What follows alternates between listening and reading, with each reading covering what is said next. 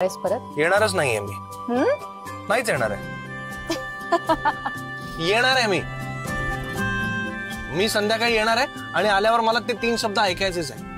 आणि ते 3 शब्द तू नाही म्हणालीस ना तर मी रुसीन, खूप रुसीन आणि बोलणार नाही तुझ्याशी. 3 शब्द ऐकायचे.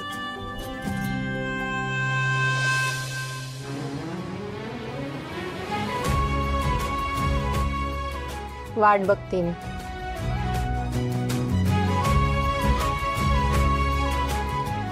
Bye bye.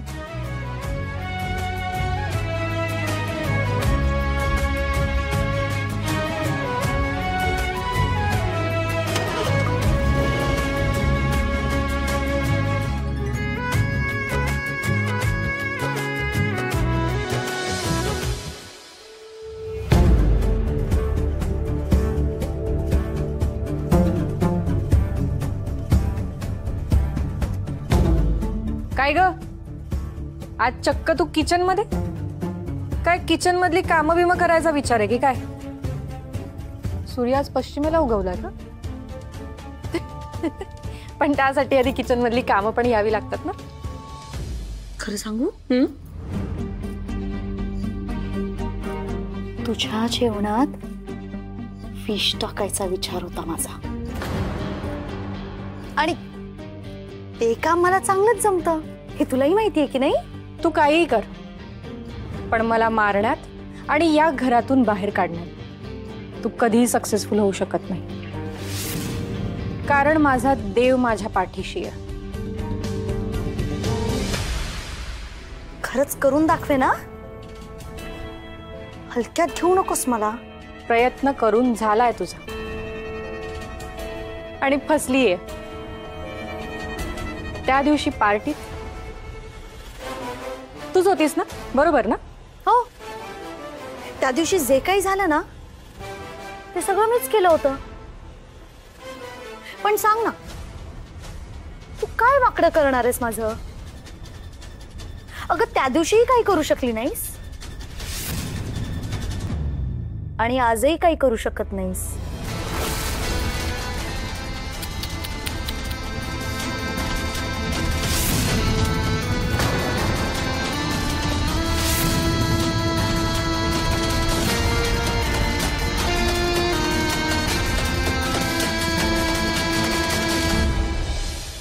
खूप काही करू शकते मी, पण मी काही करत नाही कारण तू आराध्याची बहीण आणि या घरची मोठी सून आहेस म्हणून.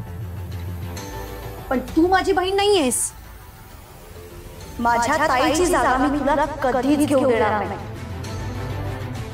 आणि या घरात तर तुला कधीच सुखी राहू देणार नाही. लग्न करून तू रीतसर या घरची सून व्हायचं स्वप्न बघतीयस ना, ते स्वप्न पण कधीच पूर्ण होऊ देणार नाही. ते स्वप्न स्वप्नच राहणार. मारणाऱ्यापेक्षा तारणारा नेहमी मोठा असतो श्रावणी, लक्षात ठेव. त्यामुळे किती परीक्षा द्यावी लागली आणि किती मोठ्या अग्निदिव्यातून जावं लागलं ना, तरी माणसाने नेहमी सत्याची आणि प्रेमाची बाजू घ्यावी. कारण विजय शेवटी सत्याचाच होतो. अजूनही वेळ गेलेली नाहीये, त्यामुळे आत्ताच नीट वागायला सुरुवात कर. एकदा का 100 अपराध भरले ना की दयामाया नसते. त्यामुळे आधीच शहाणी हो. मला शहाणपणा शिकवतेस?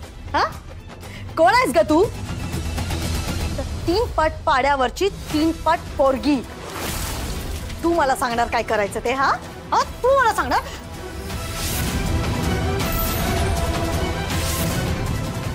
सोड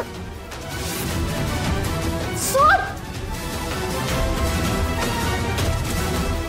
वय पाड्यावरची ताराच आहे मी, पण 3 पट नाही, खणखणीत 100 नंबरी आहे.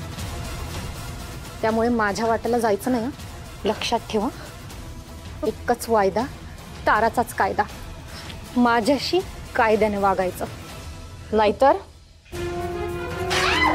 आई गो,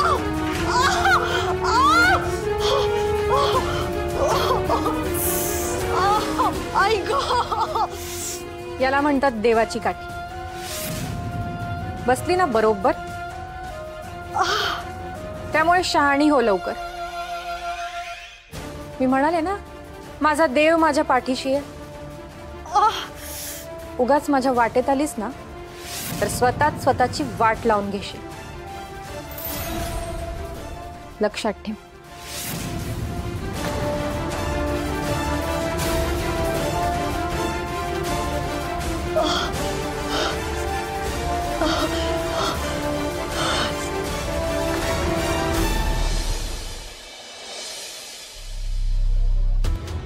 ऐक देवा परमेश्वरा.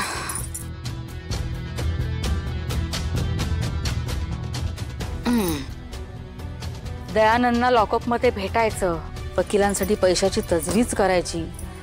देवा, हे सगळी तारेवरची कसरत आहे. अरविंद आणि मामाला खोटं बोलून घरातून बाहेर पडले. मी दयानंदना भेटतेय हे कोणालाही कळता कामा नये. मला फार सावध राहावं लागणार आहे. असो, आता हे पैसे पहिले कपाटात ठेवून देते. आत्या,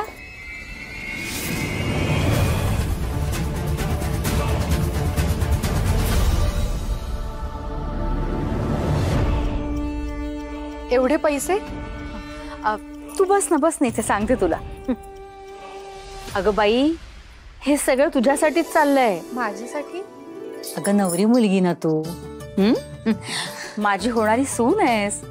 मग तुझ्या अंगावरती लग्नामध्ये माझ्या पसंतीचा दागिना नको? आत्या ओ, आधीच तुम्ही खूप केलंय आमच्यासाठी. हे सगळं करण्याची काही गरज नाहीये. आणि खरं सांगू का, मला ना खरंच दागिन्यांची काही फार हौस नाहीये. तुला नाहीये हौस, पण मला आहे बाई. मी माझी सगळी हौस पूर्ण करणार आहे आणि माझ्या सुनेसाठी काहीतरी खास करायचं ठरवलंय. तू यामध्ये अजिबात पडायचं नाहीस बरं का.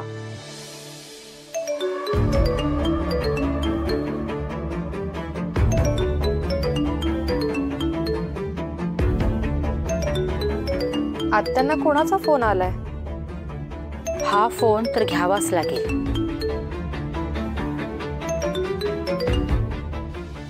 हॅलो. अहो, काय झालं?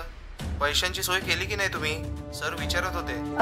हो केलीये. येते मी लवकरच तुम्हाला भेटायला. आमचे सर फक्त कोर्टात उभे राहायचे पण पैसे घेतात हा, ते पण ॲडव्हान्स. हो माहित आहे मला.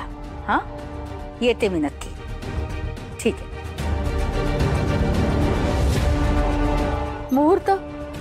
मुहूर्त काढलाय ना गुरु?